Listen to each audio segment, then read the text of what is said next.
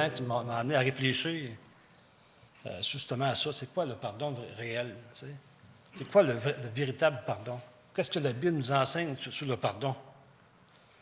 Et à partir de ça, ben, j'ai fait des recherches et en même temps, j'ai eu l'opportunité aussi de pouvoir partager la parole.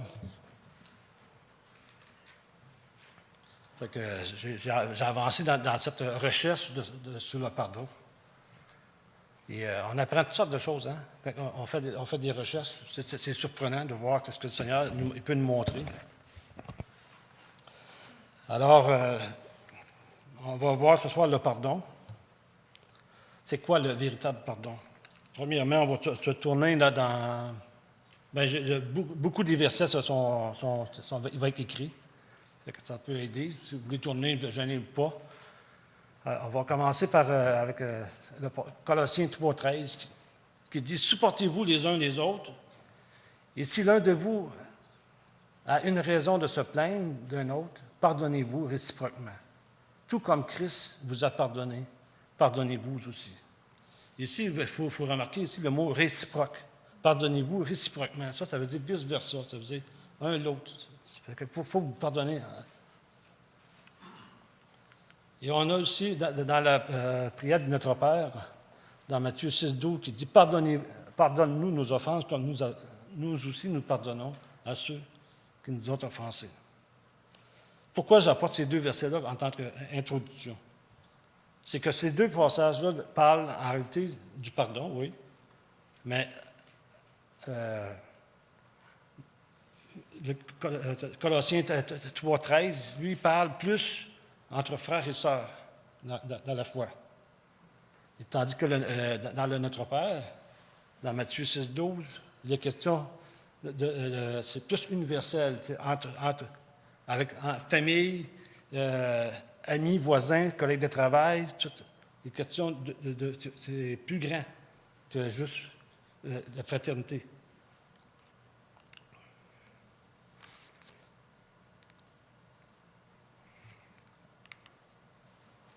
Notre pensée au niveau du pardon est-elle biblique?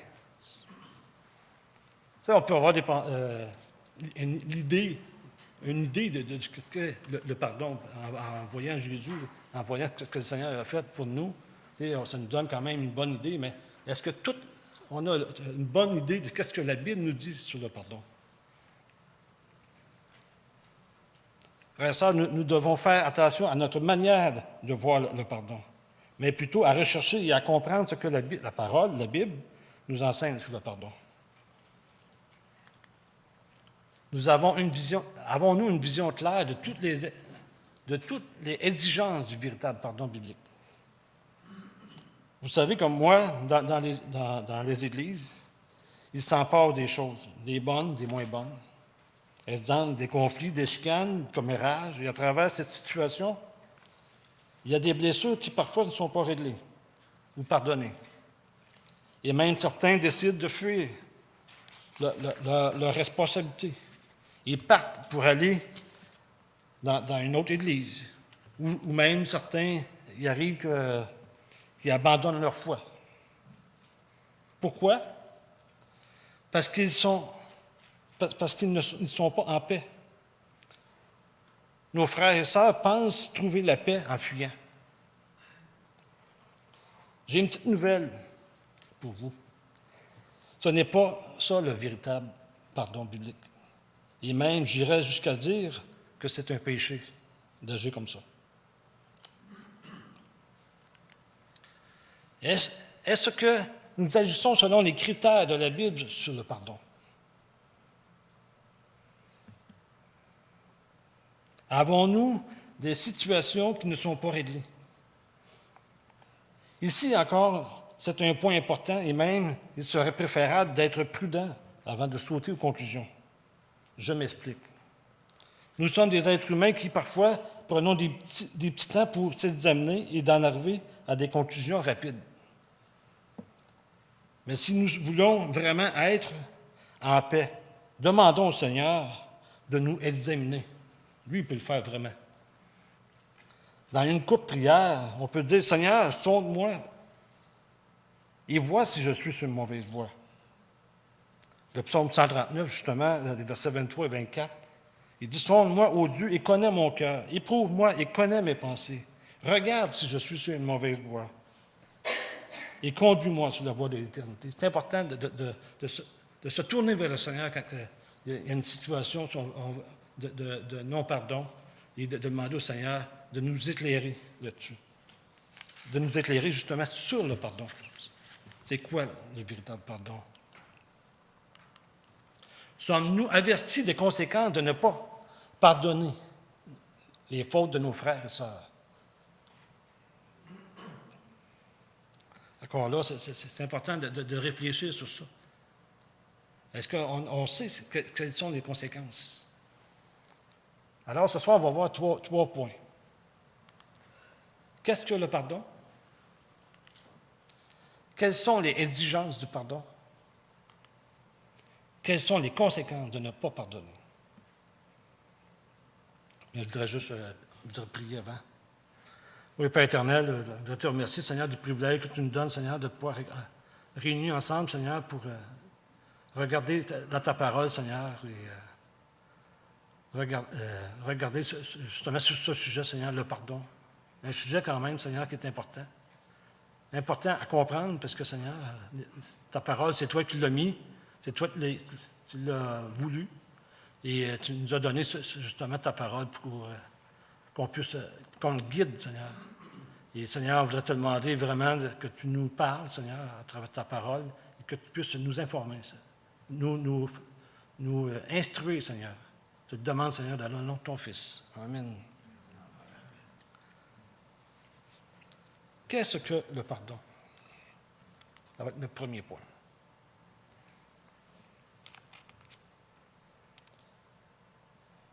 Regardons ensemble 2 points. Le premier, ce qui n'est pas vraiment le pardon. Et le deuxième, c'est ce qui est le vrai pardon. Ce qui n'est pas le vrai pardon, c'est de prétendre que rien n'est arrivé. Il est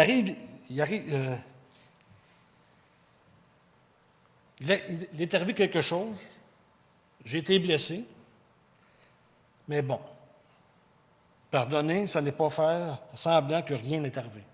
Faire comme si rien n'est arrivé. Prétendre que ce qui est arrivé ne nous a pas blessés. Parfois, il arrive des choses qui nous blessent.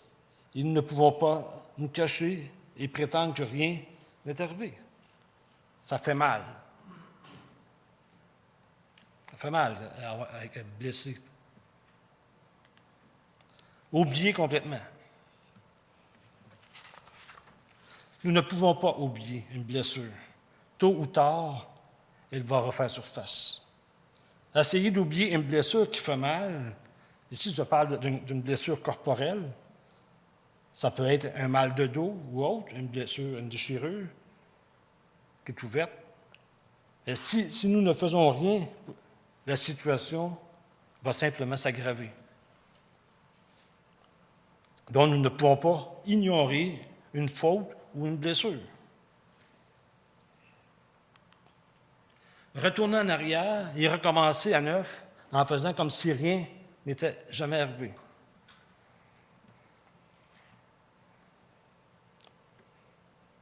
J'entends souvent des personnes dire, pour essayer de régler leurs problèmes rapidement, ils se disent, OK, oublions tout ça et repartons sur une nouvelle voie, ou à zéro, sans avoir pris le temps de bien régler la situation, de laisser les choses, autrement dit, on n'en parle plus, on oublie ça.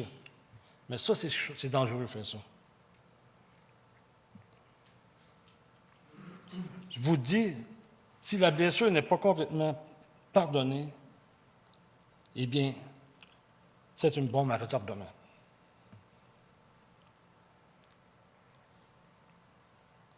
Maintenant, on va voir ce qui est le vrai pardon. Mais juste avant d'aller plus loin, j'aimerais revenir sur un passage de départ de Matthieu 6, Matthieu 6, 12, oui, qui dit « Pardonne-nous nos offenses comme nous aussi, nous pardonnons à ceux qui nous ont offensés. » Je me suis arrêté pour regarder la définition du mot « offense ». Est-ce qu'il y en a ici? Ils savent rapidement, là, s'ils savent que la vraie définition du mot « offense », j'ai resté surpris, moi, de savoir c'était quoi. C'est une dette. C'est une dette. Si tu vois dans le français grec, ça dit vraiment c'est une dette. C'est ce qui est un dû. Ce que l'on doit légalement, une dette, une offense, un péché. Donc, nous pouvons voir l'offense comme une dette ou un péché. Je dois quelque chose à quelqu'un. Quand je blesse quelqu'un, quand je blesse quelqu'un ou quelque chose, bien, j'ai une dette envers cette personne-là. Fait qu'il faut que je règle cette dette-là. Hein? Quand tu me dois de l'argent, tu vas me le rembourser. Mais c'est la même chose, c'est une dette.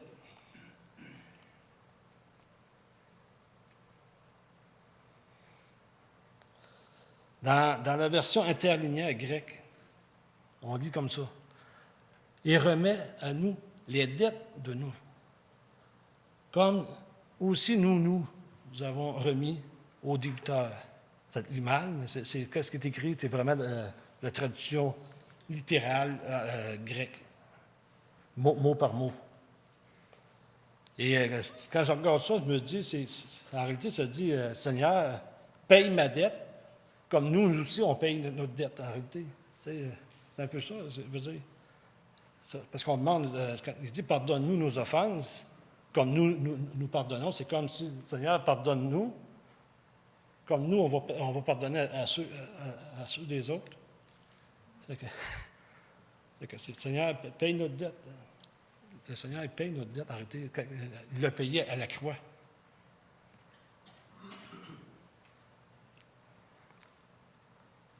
Maintenant, on va tourner dans Matthieu 18, les versets 25 à 35.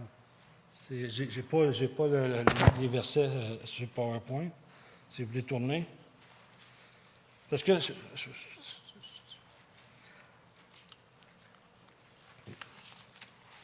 alors, Matthieu 18, les versets 23 à 35, c'est une belle histoire que Jésus nous donne. C'est l'histoire d'un roi et d'un serviteur. On dit, c'est pourquoi le royaume des cieux ressemble à un roi qui voulut régler ses comptes avec ses serviteurs. Quand il se mit à l'œuvre, on lui a amené un qui devait 10 000 sacs d'argent. Comme il n'avait pas de quoi payer, son maître ordonnait de le vendre, lui, sa femme, ses enfants et tout ce qu'ils avaient, afin d'être remboursé de sa dette. Le serviteur se jetait à terre et se prosternait devant lui en disant, « Seigneur, prends patience envers moi et je te payerai tout. » Rempli de compassion, le maître de ce serviteur le laissa partir et lui remit la dette. Une fois sorti, ce serviteur rencontra un de ses compagnons qui lui devait 100 pièces d'argent.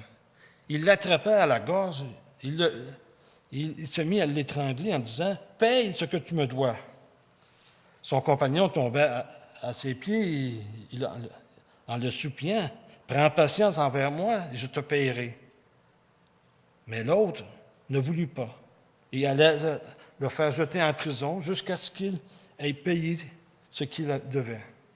À la vue de ce qui était arrivé, ses compagnons furent profondément attristés et ils allaient raconter à leur maître tout ce qu'il s'était passé.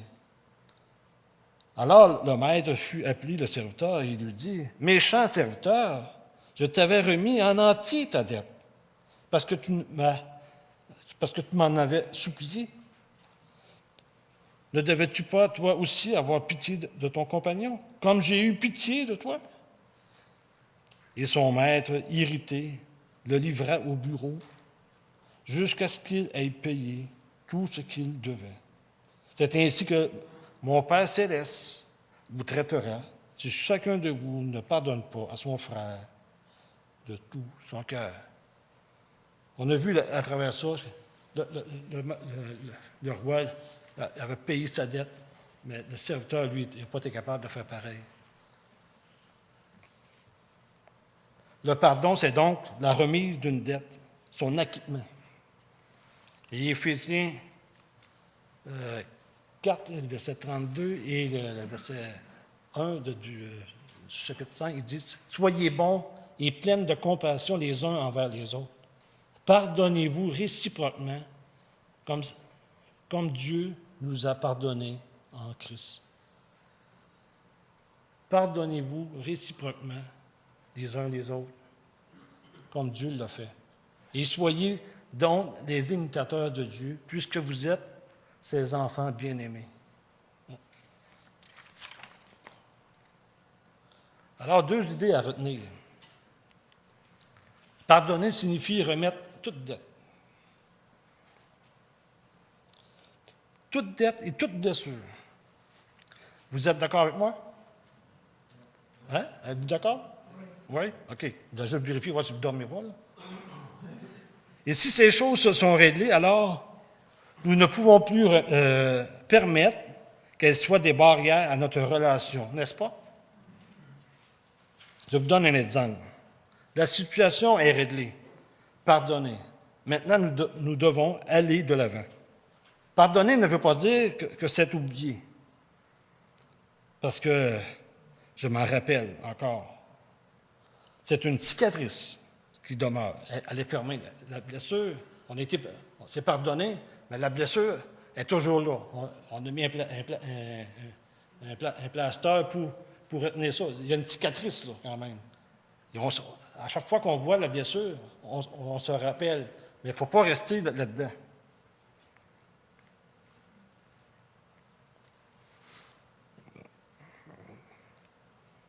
Mais je ne dois pas me laisser dominer par ça. Je vous donne un autre exemple. J'ai blessé Régent. Hein? J'ai blessé Régent, mais c'est un exemple. Là. On a réglé nos différends, c'est pardonné. Mais moi, je veux rétablir la relation. J'invite Régent à souper. Mais Régent trouve toujours des excuses pour ne pas accepter l'invitation. Cette situation met un frein à notre relation, une barrière en réalité. Pourquoi? Moi, je veux rétablir la relation, et c'est ce que la Bible nous enseigne de faire également. Mais Régent, lui, il se rappelle encore de la blessure que j'ai faite, bien, il ne veut pas. Il trouve toutes sortes de manières d'excuses pour ne pas essayer de rétablir la chose. C'est ce qui ne devrait pas arriver. Car la situation bloque la guérison. Donc, ne permettons pas que ces choses, ces blessures qui ont été pardonnées, soient des barrières à notre relation. Deuxième point, c'est le pardon se fait sur la base de ce que nous avons été pardonnés. Le pardon se fait toujours sur la base que nous avons été individuellement pardonnés à un degré incroyablement plus grand que tout ce que nous pourrions pardonner. Colossiens 2,13 nous dit également que vous qui étiez morts en raison de vos fautes, on fait référence à notre situation avant d'avoir accepté Jésus comme sauveur, vous qui étiez morts en raison de vos fautes et de l'incirconcision de votre corps, il vous a rendu à la vie avec lui. Il nous a pardonné tous nos fautes. Dieu nous a pardonné tous nos péchés, les petits comme les gros, et ceux du passé, ceux du moment et ceux qui vont suivre. Tout a été parfaitement pardonné. Donc, nous aussi, nous devons faire de même. Et Colossiens 3, verset 13, notre passage de base, il dit « Supportez-vous les uns les autres, et si l'un de vous a raison de se plaindre d'un autre, pardonnez-vous réciproquement. Tout comme Christ vous a pardonné, pardonnez-vous aussi. Le but du pardon est donc de rebâtir la relation. Dieu a tout fait, frères et sœurs, pour rétablir la relation avec nous. Il est allé jusqu'à donner son propre Fils en rançon pour nous, dans le but de rétablir la communion. À bien plus forte raison, nous aussi, nous devons nous pardonner et de chercher à rétablir la communion entre nous et apprendre à se supporter les uns les autres. Si vous avez remarqué ici, au début, c'est marqué « supportez-vous les uns les autres ». C'est important encore. Vous pouvez me tomber ses nerfs, comme je peux vous tomber ses nerfs, moi aussi. Mais il faut apprendre à s'aimer, c'est à se supporter. C'est ce que la Bible nous dit. Vous êtes d'accord? Oui, OK. Le pardon amène souvent une relation plus forte également. Un réel pardon, frères et sœurs, procure la paix, et c'est vrai. Je me rappelle, dans mes débuts de vie chrétienne, j'ai rencontré des difficultés, des chicanes avec certains frères et sœurs. Après réconciliation, je suis en mesure de constater aujourd'hui que l'amour envers mon frère ou ma sœur que j'ai blessé, ou vice-versa, est encore plus fort. Pourquoi? Parce qu'il y a eu un réel pardon. Je me rappelle, je peux en parler parce que ma sœur, elle sait, c'est Joanne. Au début de ma vie chrétienne, je la voyais tout le temps comme une barrière devant moi. Elle me faisait ramer pas mal. Je ne l'aimais pas, la Joanne. À un moment donné, je ne sais pas comment c'est arrivé, on s'est parlé, puis après ça, c'est devenu ma meilleure amie. Ça l'est encore aujourd'hui. Un frère, je peux parler d'un autre frère. Ça ne fait pas très longtemps que la relation va mieux, parce qu'il y a eu comme un malentendu entre mon frère, c'est Richard. On avait de discuter, à se parler, nous autres. Ça ne paraissait pas, mais on avait de la misère. On avait des petits différends. Mais jusqu'à ce qu'on apprenne à se connaître, aujourd'hui, ça va bien. J'aime mon frère pour ça. Merci. Merci, Richard.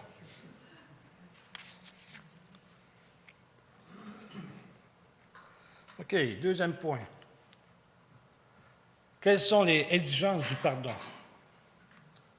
Pardonner de tout son cœur. Premier point qu'on va voir là-dessus. On retourne dans Matthieu 18, verset 35. On revient sur le passage qu'on a lu tantôt, où il est question du maître. Alors le maître fit appeler ce serviteur et il lui dit, « Méchant serviteur, je t'avais remis en entier ta dette, parce que tu m'en avais supplié. Ne devais-tu pas, toi aussi, avoir pitié de ton compagnon, comme j'ai eu pitié de toi? » Et son maître, irrité, le livrait au bureau, jusqu'à ce qu'il ait payé ce qu'il devait. C'est ainsi, le verset 35 qui m'intéresse le plus, c'est ainsi que mon Père céleste vous traitera si chacun de vous pardonne son frère de tout son cœur. C'est important. C'est un avis important ici. Il faut pardonner de tout notre cœur. Quand on fait une chose, il faut le faire comme il faut. Pas juste sur le bout des lèvres. Même là encore, je pourrais parler d'un autre cas que je n'en parlerai pas, mais ça s'est fait sur le bout des lèvres. Et ça, ce n'est pas un réel pardon. Si vous voyez une situation comme ça, reprenez-le, parce que ce n'est pas comme ça, le pardon. C'est important de vraiment pardonner. Pardonner de façon immédiate. Et Éphésiens 4, versets 26 et 27. Il dit, « Si vous vous mettez en colère, ne péchez pas, que le soleil ne se couche pas sur votre colère, et ne laissez aucune place au diable. » Il est question ici de ne pas se coucher avant d'avoir réglé le problème. Le problème, c'est que nous avons tendance à vouloir remettre les choses à plus tard. Pas aujourd'hui, je n'ai pas envie de parler de ça. On a tendance à laisser traîner les problèmes même. Ou d'attendre que le temps passe pour oublier. Ceci n'est pas le pardon. Moi, personnellement, je sais que si je suis blessé, fâché, Je vais me retirer, m'isoler. Question de laisser tomber la poussière avant d'essayer de régler quelque chose. Parce que sinon, ça ne marche pas pour le dire. Essayez pas. Mais je dois revenir à la charge le plus tôt possible. Ça, c'est mon devoir que je dois faire, c'est revenir à la charge le plus tôt possible. Chose qui n'est pas toujours facile, également. Donc, 2 choses à ne pas faire. Laisser traîner les problèmes. Non, il n'aime pas le bordel dans la maison, c'est la même chose avec le pardon. Laissez pas traîner ça. Deuxième chose, et ne laissez aucune place au diable pour ne pas qu'il crée en vous de l'amertume. Parce que l'amertume, ça vient gros parfois, quand on laisse traîner ça. Éphésiens 4, versets 30 et 31. Notre frère, tantôt, on en a parlé. N'attristez pas le Saint-Esprit de Dieu, par lequel vous avez été marqués d'une empreinte pour le jour de la libération. Que toute amertume, toute fureur, toute colère, tout éclat de voix, toute calomnie et toute forme de méchanceté disparaissent du milieu de vous. Donc, on a vu toute amertume, ne pas laisser d'amertume traîner en nous. C'est prendre place, on veut dire. Donc, il ne faut pas laisser justement le diable, laisser le diable prendre la place, car nous risquerons d'attrister également le Saint-Esprit.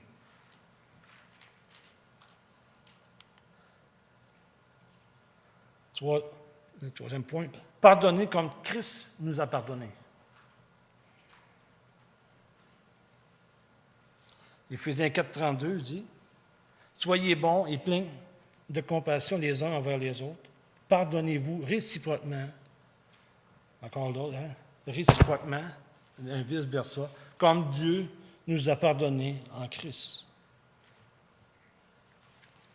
Et Matthieu 5, 7 dit, « Heureux les miséricordieux, car ils obtiendront miséricorde. » Il est question ici d'être bon envers l'autre, d'avoir de la pitié, c'est-à-dire de la compassion. On l'a vu dimanche, hein, que la pitié, c'est égal compassion.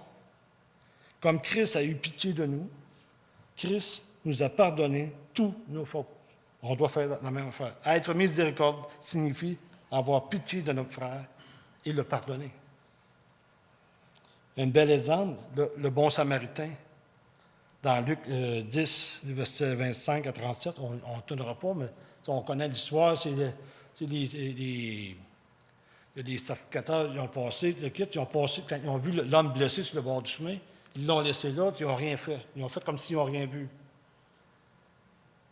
Et il y en a d'autres qui ont passé aussi, ils ont fait la même chose, jusqu'à ce que le bon samaritain passe, et lui, il a eu pitié de cet homme. Il en a pris soin. Il a agi. Donc, nous ne devons pas pardonner, donc nous devons pardonner comme Dieu nous a pardonné en Christ. Il faut avoir compassion, mes frères et sœurs, comme Christ a eu compassion de nous.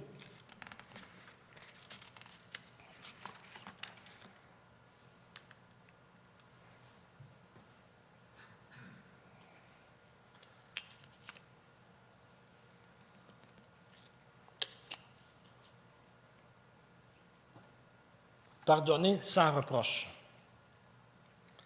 Et c'est Matthieu 18, versets 21 et 22, dit, « Alors Pierre s'approcha de Jésus et lui dit, « Seigneur, combien de fois pardonnerai-je à mon frère lorsqu'il pécherait contre moi? Est-ce que ce serait jusqu'à 7 fois? » Jésus lui dit, « Je ne te dis pas jusqu'à 7 fois, mais jusqu'à 70 fois 7 fois. » C'est-à-dire, si ton frère ou ta sœur pêche envers toi et qu'il te demande pardon, pardonne-lui. Et si le lendemain, il pêche encore envers toi, tu lui pardonneras sans reproche. Et ça continue comme ça. C'est ça, ça veut dire. Toujours pardonner ton frère, sans faire de reproche, sans se souvenir de ce qu'il a fait hier. On arrive à notre troisième point. Ça va bien, on va rentrer dans le temps. nous allons voir, examiner ici encore 4 passages importants à retenir. Notre premier point, en ne pardonnant pas, le Père ne nous pardonnera pas non plus. Matthieu 6, Matthieu 6, verset 14 à 15.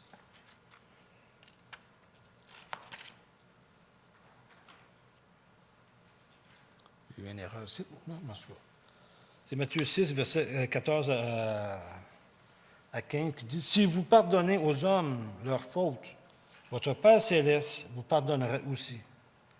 Mais si vous ne pardonnez pas aux hommes, votre Père céleste ne vous pardonnera pas, ne pardonnera pas non plus vos fautes. » Ici, c'est marqué, si vous pardonnez aux hommes, le mot homme ici implique toute personne, chrétien ou pas. Que ce soit ton voisin, que ce soit ton collègue de travail, les membres de famille, c'est tous. Et au verset 15, mais si vous ne pardonnez pas aux hommes, que va-t-il arriver? La réponse est claire. Votre Père ne vous pardonnera pas non plus vos fautes. Cela implique quoi? Une relation coupée. Pas un salut, on ne parle pas de salut ici. Là. On parle de relation coupée. Une faute, une blessure ou encore un malentendu qui n'est pas réglé peut ou va finir par créer de l'amertume et notre relation va être coupée, pas juste avec les hommes, mais aussi avec le Père céleste. Et c'est inévitable également. Tu ne peux pas dire « j'aime Dieu » quand tu n'aimes pas ton frère ou ton prochain. Et moi, l'image m'est venue, elle est assez claire. Moi, s'il ressent la pêche envers moi, je vais lui pardonner. C'est-à-dire, même si ma relation est coupée envers elle, je demeure son père encore. C'est la même chose avec le Seigneur. Même si je pêche et que je ne me repens pas, il reste mon père pareil. C'est juste que ma relation est coupée. Tant aussi longtemps que je n'ai pas réglé le problème.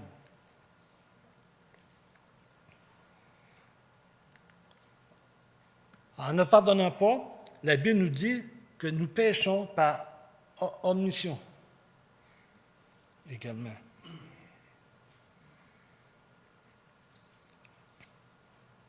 J'essaie juste de me retrouver, là.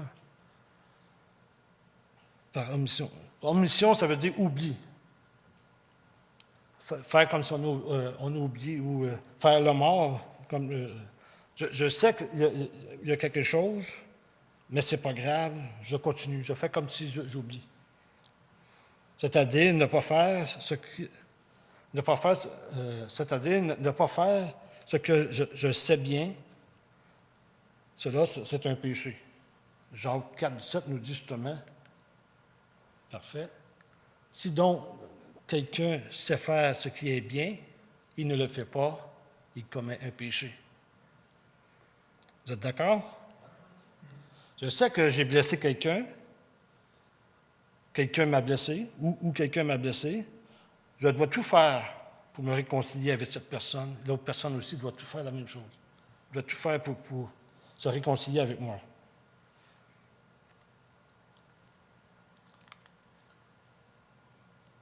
Troisième point, en ne pardonnant pas, nos prières ne seront pas exaucées. Ce soir, on est venu justement intercéder, prier, mais si on a des péchés dans nos vies, des situations qui ne sont pas réglées, bien, nos prières risquent de ne pas être entendues. David, dans son psaume, le psaume 66, verset 18 et 19, il dit « Si j'avais eu l'injustice en vue dans mon cœur, le Seigneur ne m'aurait pas, quoi? Exaucé. Mais Dieu m'a exaucé, il a été attentif à ma prière. » Pourquoi? Parce qu'il n'a pas eu de l'injustice dans son cœur. Il n'avait pas d'injustice dans son cœur. Le pardon a été le pardon est quelque chose de très important, même primordial. En ne pardonnant pas, Dieu ne nous exaucera pas. C'est pourquoi il est important de demander à Dieu de sonder nos cœurs pour être certain qu'il n'y a rien de caché au fond, ou caché ou enfui au fond de notre cœur, qu'il pourrait nuire à notre relation. Quatrième point, en ne pardonnant pas, nous affectons l'état du corps de Christ. Ça fait référence à 1 Corinthiens 12, versets 26 et 27, qui dit « Si un membre souffre, tous les membres souffrent avec lui. Si un membre est honoré, tous les membres se réjouissent avec lui. Vous êtes le corps de Christ et vous êtes ses membres, chacun pour sa part. » Ici, encore une fois, c'est important. D'ailleurs, tous les passages que nous avons vus étaient importants. Savoir que quand un membre souffre ou qu'il est blessé, cela affecte la santé de l'Église. Quand je me suis arrêté de penser à ça, je me suis posé vraiment la question. J'ai dit, hey, ça va loin quand même. L'Église est touchée là-dessus. Donc, c'est important de s'examiner. Hein? Ça devrait nous stimuler à faire attention à nous en tant que membres du corps de Christ, de l'Église. Je me disais, pour bien comprendre ce principe, si j'ai une blessure corporelle, comme je parlais tantôt, genre une coupure profonde, et que je ne fais rien, tout mon corps va souffrir. Donc, c'est normal que l'Église va souffrir s'il y a un membre qui souffre. On a des frères, des sœurs qui passent à travers la maladie, et puis ça nous affecte. Moi, je vois ma sœur qui est assise devant moi, puis je sais qu'elle passe à travers la maladie. Puis ça me fait de quoi? Ça me fait de la peine pour elle. Je m'en vais prier pour elle. C'est pour d'autres frères aussi. C'est la même chose quand on est au courant qu'il y a un frère ou une sœur qui sont dans une mauvaise passe en deux personnes. Bien, on est concerné en quelque sorte, parce qu'on a de la peine pour cette personne-là.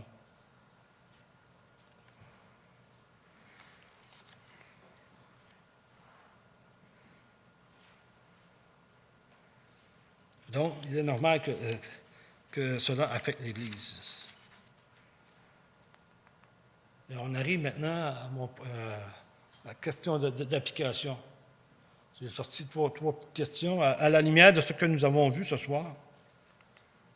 Avons-nous réellement saisi et compris la nature du pardon? Y a-t-il des choses, c'est-à-dire des blessures ou autres, dans nos vies qui ne sont pas pardonnées, dans nos familles, amis et dans l'Église? Si oui, obéissons à ce que la parole nous dit, nous enseigne en réalité. C'est important.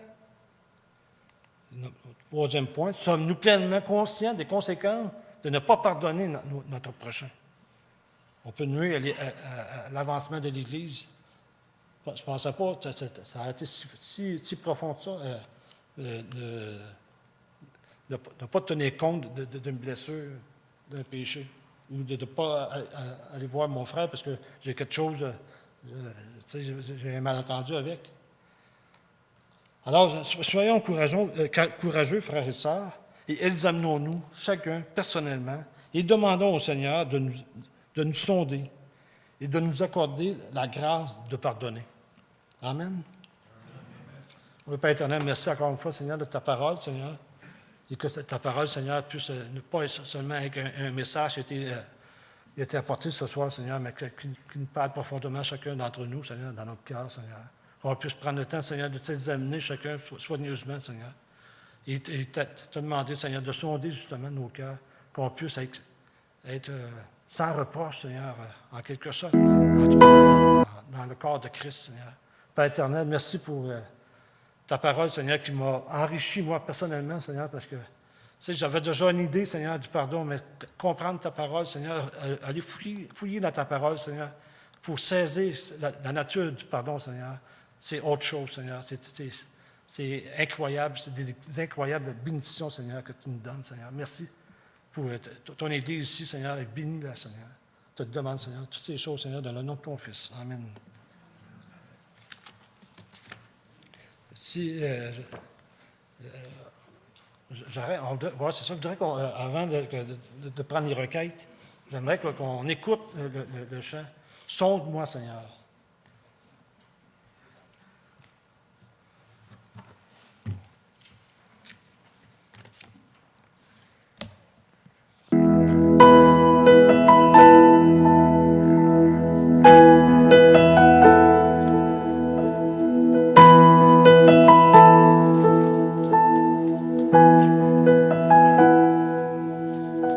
Au sonde-moi, oh Dieu,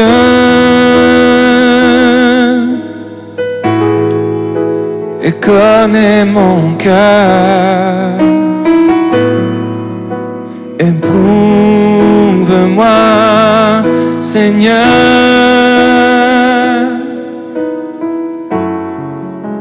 et connais mes pensées.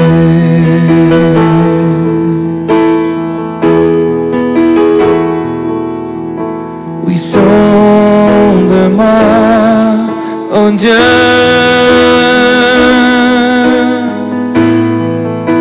et connais mon cœur. Éprouve-moi, Seigneur,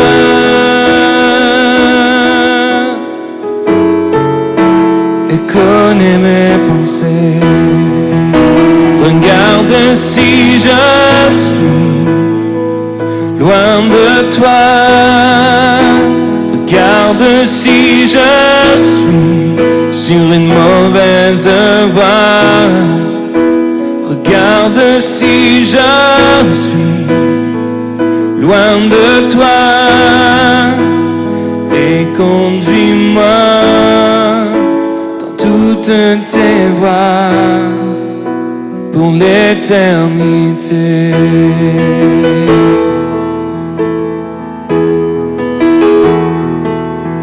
Oui, sonde-moi, oh Dieu,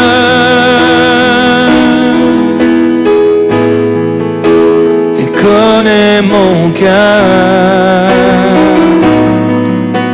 Éprouve-moi, Seigneur,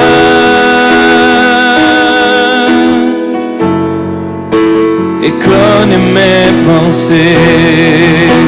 Regarde si je suis loin de toi. Regarde si je suis sur une mauvaise voie. Regarde si je suis loin de toi.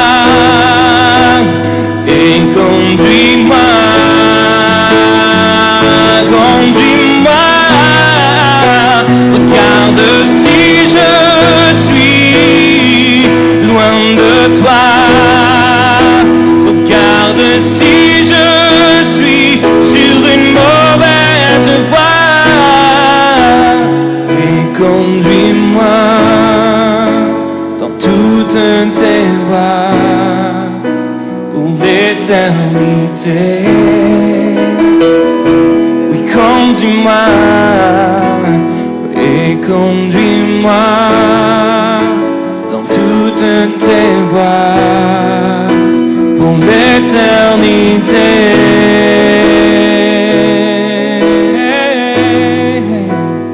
Et conduis-moi dans toutes tes voies pour l'éternité.